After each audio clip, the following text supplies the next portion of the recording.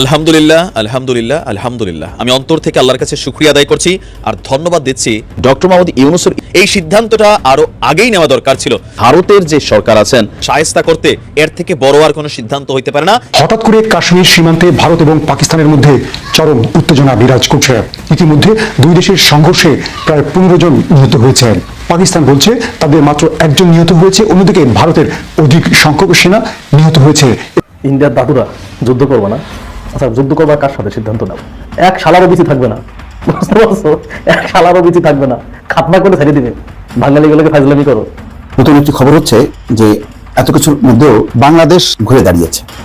তার প্রমাণ হচ্ছে তারা নতুন শীর্ষ কমান্ড গঠন করেছে। উল্টো করে ঝুলানোর দিন এখন শেষ হয়ে গেছে। আমরাই উল্টাই তোমাদেরকে ঝুলাবো। সোজা বাংলায় বলছি, খাস বাংলায় বলছি আমরা ভারতকে দেখে নিব, ভারত আমাদের পায়ের তলে এসে পা চাটবে আবার। আসসালামু আলাইকুম রহমতুল্লাহি ওবারাকাতুহু। সম্মানিত দর্শক, বাংলাদেশের ভয় পাওয়ার দিন শেষ। এখন আর কাউকেই ভয় পাওয়ার মতো অবস্থাতে বাংলাদেশ নেই। সেটা হয় ভারত কিংবা আমেরিকাকেও পাত্তা দিচ্ছে না যেই দেশ, সেই দেশ ভারতকে কি পাত্তা দেবে? দর্শক, এবার ভারতকে চরম হুমকি দিল ডক্টর ইউনূসের সরকার।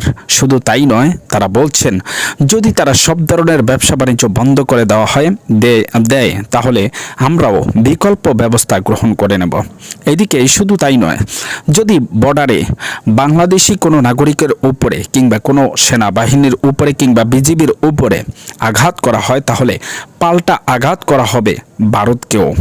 ভারত যদি বাংলাদেশের একজনকে আঘাত করে, বাংলাদেশ ভারতের 10 জনকে আঘাত করার জন্য প্রস্তুত রয়েছে। সেনাবাহিনী কঠিন হুমকি দিয়েছে, পাশাপাশি বর্ডার গার্ডে রয়েছে সর্বোচ্চ নিরাপত্তার নিশ্চয়তা। কোনোভাবেই ভারত আর বাংলাদেশের দিকে আঙ্গুল তুলে তাকাতে পারবে না। যদি আঙ্গুল তুলে তাকায় তাহলে অবস্থা হবে ভয়ঙ্কর। মাটির তলে পিষে দেওয়া হবে ভারতকে।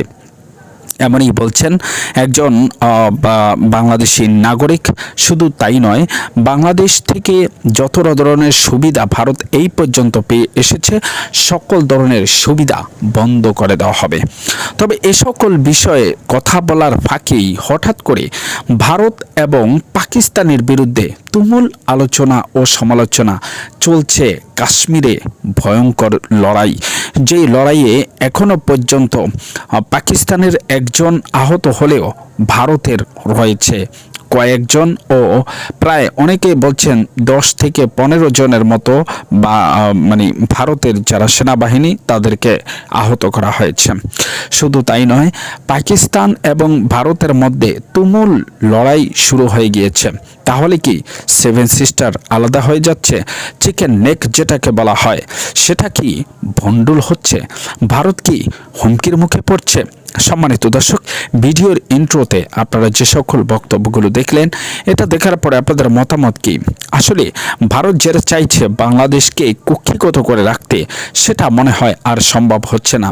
আর তাই বলে ভারতের বড় ধরনের কোনো নেতা নয়, বিজেপির কোনো উল্লেখযোগ্য নেতা নয় কিংবা কোনো নেতাই নয়, শুভেন্দু বাবু যিনি সাধারণ একজন রাজনীতিবিদ, যাকে হিরো আলমের মতো বলা যেতে পারে, সেই হিরো আলমের মতো একজন রাজনীতিবিদ যদি বাংলাদেশকে হুমকি দেয় তাহলে তার অবস্থা কি হতে পারে সেটি এরই মধ্যে ভারতের বিভিন্ন গণমাধ্যমে ভারতের সাধারণ জনগণ এবার মুখ খুলেছে।